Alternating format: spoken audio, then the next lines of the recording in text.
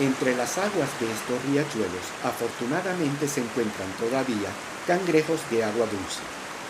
Algunos, como este de gran tamaño, identificado como Rodríguez iturbei, de unos 7 centímetros de caparazón.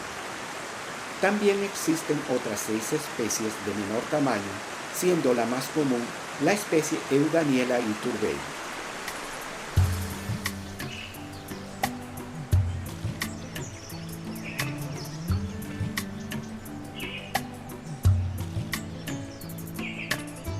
La fortísima subida hacia el Topo Santa Rosa se realiza entre hermosos árboles a cuyos troncos se adhieren gran cantidad de bromelias, ofreciendo un entorno muy llamativo capaz de reanimar esta dura subida.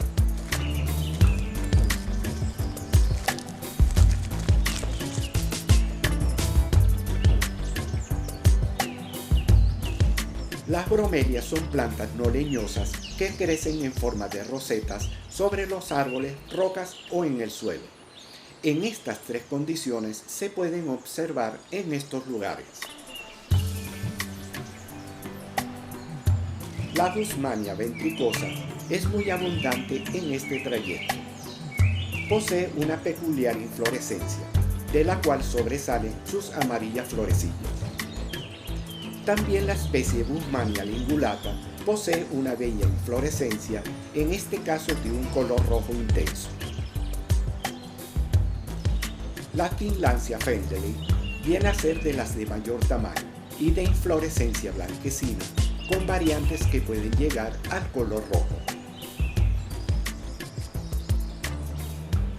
Otra característica de estas plantas es la capacidad que tienen de almacenar agua en sus rosetas.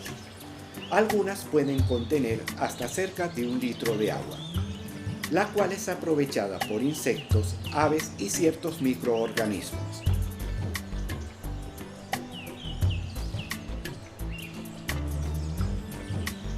La elevada cumbre a ser alcanzada se deja ver entre los claros de la vegetación, a medida que se va extendiendo por fuertes subidas.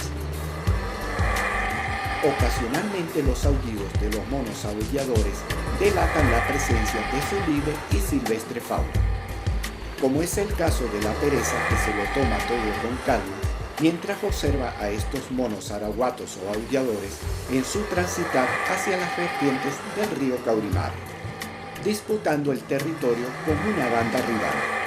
Estos monos por lo general no pelean físicamente, sino que la disputa la resuelven en una especie de competencia sonora, resultando ganador el que aúlla con más intensidad sin llegar a una humillante ronquera.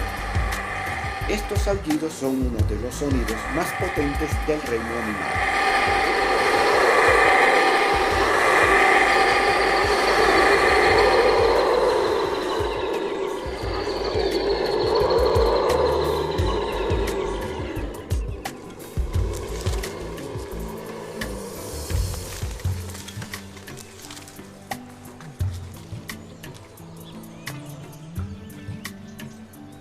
En dirección a la vertiente del río, observo huellas de gran tamaño que me sugieren la presencia de dantas por estos lugares.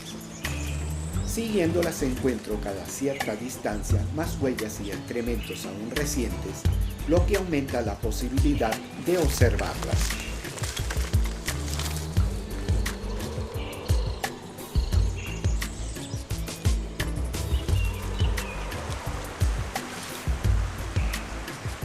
Después de recorrer una fuerte bajada, logro visualizar al otro lado del río una de estas dantas descansando, ya que son parcialmente de hábitos nocturnos y pasan el resto del día recostadas, prácticamente inmóviles.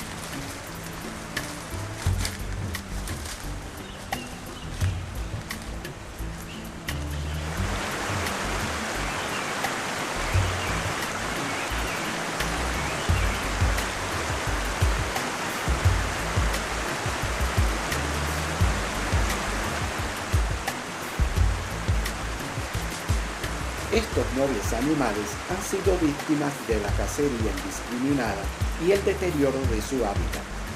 lo que sumado a su lenta capacidad reproductiva solo se encuentran en pocas cantidades en estos apartados bosques, lejos de la actividad humana. Estos delimitan su territorio con sus excrementos, los cuales detectan con su poderoso olfato a grandes distancias. Por su condición de omnívoros, prefieren los bosques húmedos densos y oscuros cerca de los riachuelos. En cuanto a su reproducción, la hembra tiene una prolongada preñez de unos 13 meses y su ciclo reproductivo es de 2 a 3 años y pare una sola cría por parto, la cual nace con colores veteados marrón y blanco, los cuales irá perdiendo a lo largo del crecimiento. La hembra generalmente es de mayor tamaño que el macho. Estos corpulentos animales son los mamíferos de mayor tamaño de la fauna venezolana, llegando a medir más de 2 metros y con un peso de unos 250 kilogramos.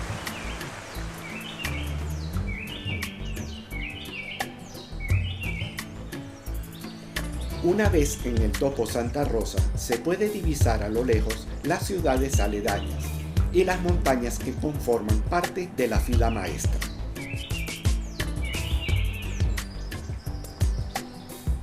Dejando atrás el Topo Santa Rosa, la fila de la Soledad recorre un hermoso trayecto, por el cual en ciertas ocasiones aparecen curioseando los monos capuchinos.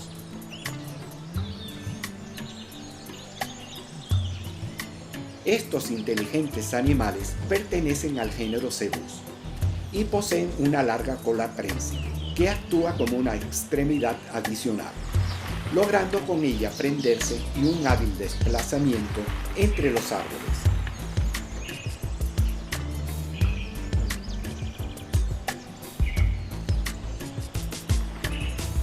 Sus extraordinarias habilidades les ayuda a evitar ser atrapados por sus depredadores, como el puma con color. Este felino es muy difícil de ver y a punto de considerarse extinto localmente en el Guaraíra Repano.